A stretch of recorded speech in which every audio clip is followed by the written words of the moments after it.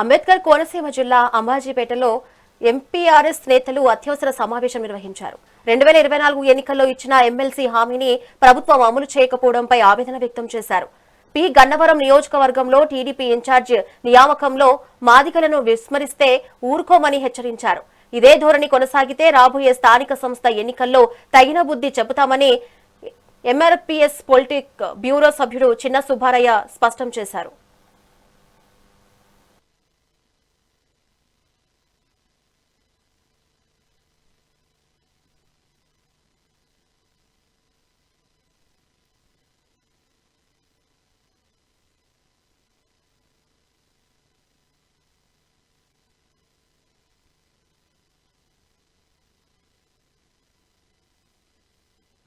నిన్న విజయవాడలో కృష్ణమాది గారిని కలవడం జరిగింది. కోనసీమ రాజకీయ భవిష్యత్తు కోసం ఆయనకు ఒక నిర్ణయం తీసుకుని ఈ మధ్యకాలంలో కోనసీమ రాజకీయ నాయకులు ఎంఆర్పీఎస్ నాయకులు కృష్ణమాది గారిని సమయం అడగడం జరిగింది. అన్న మా రాజకీయ భవిష్యత్తు ఇది పరిస్థితి అని. దాని మీద నేను మేము ముఖ్యులందరూ జిల్లా ఇన్ఛార్జి ఎంఎస్పీ నాయకుడు మేమందరం కలవడం జరిగింది. కృష్ణమాది గారు చంద్రబాబు నాయుడు గారు ఏదైతే హామీ ఇచ్చారో ఆ హామీలన్నీ నిలబెట్టుకునే విధంగా ఆయన మాట నిలుపుకోమని చెప్పండి. అలాగే రేపు జరగబోయే స్థానిక సంస్థ ఎన్నికల్లో మాదిగల జనాభాను బట్టి వారి జనాభా బట్టి వార్డు మెంబర్ నుంచి సర్పంచ్ జడ్పీటీసీ ఎంపీ వరకు మన రాజకీయ వాటా వచ్చే విధంగా మీరు ప్రజలందరినీ జాగృతం చేయండి.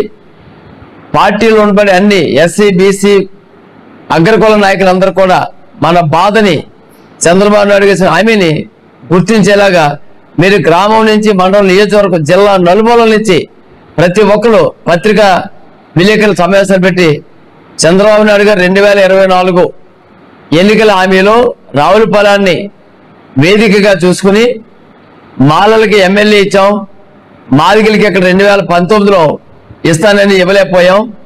ఈ 2024 ఎమ్మెల్సీ ఇచ్చి మాల మాదిగలకి సామాజిక న్యాయం చేస్తానని 2 చేతులు పైకెత్తి చాలా విజయ గర్వంతో చంద్రబాబు నాయుడు గారు చెప్పారు.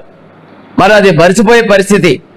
మరి ఈరోజు గన్నవరం నియోజకవర్గంలో ఉన్నాయే 3 నియోజకవర్గాలు మాదిగలు అతిగా ఉండి రాజకీయ అవకాశాలు పొందే గన్నవరం నియోజకవర్గంలో మరి ఈరోజు కనీసం ఒక నియోజకవర్గ ఇన్ఛార్జి స్థాయిని కూడా మాదిగలకి లేదా అని పరిస్థితిలో లోకల్ నాయకత్వం సీనియర్ అగ్రకుల నాయకులు కూడా ఆలోచన చేయాలి. చంద్రబాబు నాయుడు గారు చెప్పాలి. పార్టీకి ఓట్లు వేస్తున్నారు కాబట్టి ఆ పార్టీని నమ్ముకున్న మాదిరికి అవకాశాలు ఇవ్వమని చెప్పి మేము డిమాండ్ చేస్తాం. ఎలాగంటే ఉదాహరణకి 100 ఓట్లు ఎస్సీలు ఉన్నాయంటే ఎంత తక్కువ మా 30 ఓట్లు వేసుకున్నా, మాలని 70 ఓట్లు వేసుకున్నా, మాలలో తెలుగుదేశం పార్టీకి 80% ఓట్లు వేస్తారు, మాదిలు 80% ఓట్లు వేస్తారు. అదే మాదిరిగా వైసీపీకి మాలో 80% ఓట్లు వేస్తారు, మాదిలు 20% వైసీపీకి ఓట్లు వేస్తారు. ఆ రేషియో ప్రకారం చూసుకున్నట్టయితే 100లో 70 ఓట్లు ఆగి ఉన్నా, 30 ఓట్లు మాయున్నా, 30 ఓట్లకి 324 ఓట్లు, 30 ఓట్లకి 24 ఓట్లు తెలుగుదేశం పార్టీకి మాదిలు వేస్తున్నారు. 70 ఓట్లు ఉన్నటువంటి మాలలో 14 ఓట్లే తెలుగుదేశం పార్టీకి ఓట్లు వేస్తున్నారు. ఈ విషయాన్ని అధిష్టానం వరకు ఇక్కడ స్థానిక తెలుగుదేశం పార్టీ ప్రజలందరూ కూడా గమనించాలని చెప్పి సందర్భంగా మీ సమస్యలో మేము తేడాలు చేస్తా ఉన్నాం.